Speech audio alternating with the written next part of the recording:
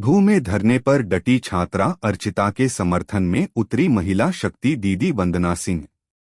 पूर्वांचल राज्य ब्यूरो वाराणसी।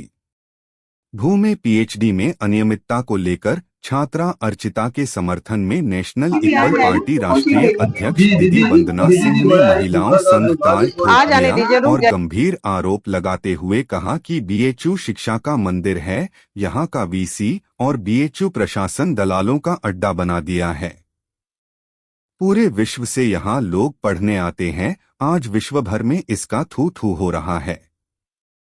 यहां का वीसी चाटुकारिता में लिप्त है, जो रिमोट से चलता।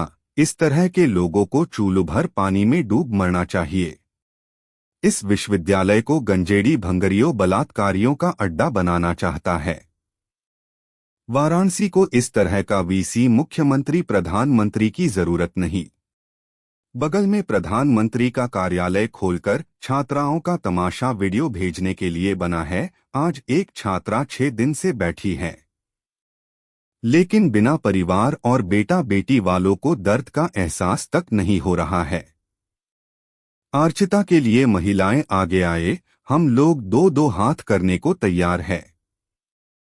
यहां के सभी विधायक मंत्रियों को अपनी पत्नियों की चूड़ी पहन लेना चाहिए। जिस सरकार ने बेटियों को रुलाने का काम किया है, उसका अंत जल्द हो जाता है। नारी को अबला समझने की भूल करने वालों, कान खोलकर सुन लो, अब महिलाएं तुम लोगों को अपनी जूती से स्वागत करेंगी। हम लोग तब तक नहीं उठेंगे जब न्याय नहीं मिल जाता। वंदना सिंह ने साफ कहा, जब तक एडमिशन नहीं, आंदोलन जारी रहेगा। अर्चिता के साथ वंदना सिंह लगातार बैठेगी। मुख्य रूप से वंदना सिंह, सुमन सिंह, गौतीमा जी, रंजू जी, सलमा जी आदि। वो राजनीतिक परिवेश से हूँ, छात्र नेता हूँ या फिर वो सामान्य जन हूँ, मैं सबका स्वागत कर रही हूँ। यहाँ जो भी आ रहा है, मैं बस यही कहूंगी कि जब तक मेरा पेमेंट लिंक नहीं आ जाता है, मैं इस आंदोलन को समाप्त नहीं करूंगी।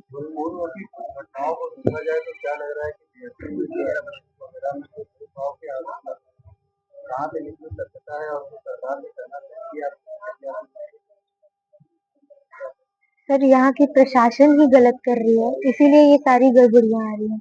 मेरे में देखिए, मेरा ले लीजिए या इसके पहले भी जो सोनकर जी ने किया था, सभी में प्रशासन की गलती थी। प्रशासन कार्य सही से नहीं कर रहा है, तभी तो लोग छात्र धरना पर बैठकर अपने हक की लड़ाई लड़ रहे हैं।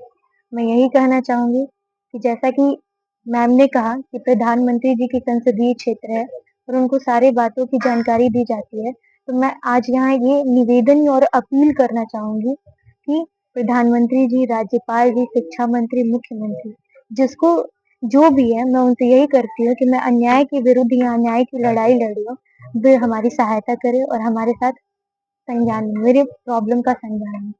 जी, मैंने तो अपना शौक इनको दो। मैं वंदना सिंह, संस्थापक साई वंदना वेलफेयर सोसाइटी, राष्ट्रीय अध्यक्ष नेशनल इक्वल पार्टी।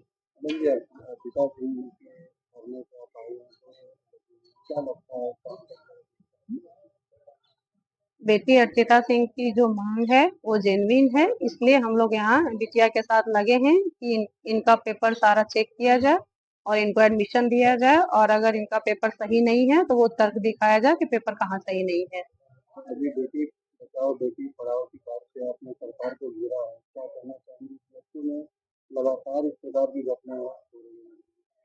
देखिए, इस सरकार के अलावा अगर अभी दूसरी सरकार होती तो भारतीय जनता पार्टी के सभी मंत्री, विधायक, सभी महिला मंच के जितने लोग हैं वो लोग अब तक सड़क पे आ गई होती कि इस सरकार बेटियों के लिए कुछ नहीं कर रही है। और अभी जो मौजूदा सरकार है एक मुहिम चला रही है जब से सत्ता में आई है, बेटी पढ़ाओ बेटी बचाओ।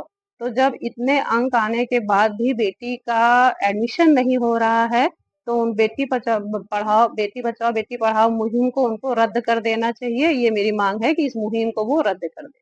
मैडम जी, इस तरह बीएससी में तो हम लोग देख रहे हैं कि हर कैंपस से अगर लोग बैठे हैं और बीएससी प्रतिष्ठित संस्थान है, क्या कुछ दिनों में प्रतिष्ठित संस्थान था, अब बेशुद्ध प्रतिष्ठित संस्थान नहीं रह गया है, क्योंकि आपने देखा है कि अभी इसके पहले भी एक बेटा, क्या नाम था, शिवम सोनकर, उसको भी अपने अधिकार की लड़ाई लड़ने के लिए धरने पे बैठना पड़ा था, तब जाकर के बेटे का भी एडमिशन हुआ। आज बिटिया के साथ भी वही हो रहा है। तो ये जो सरकार है वो चाहती ही नहीं है कि हमारे युवा पढ़ लिख करके आगे बढ़े, और जितने यहाँ के जो बीसी हैं वो केवल दलाली के चक्कर में रह चुके हैं, जो चाटुकारिता के चक्कर में रह चुके हैं, वो जो उनके आगे पीछे करता है। और अभी जो बच्चे का एडमिशन हो रहा है, हमने सुना है कि वो सत्ता पक्ष के लोग हैं, इसलिए बिटिया का एडमिशन नहीं हो रहा है, तो ये गलत है, इसके लिए हम न्याय मांग रहे हैं।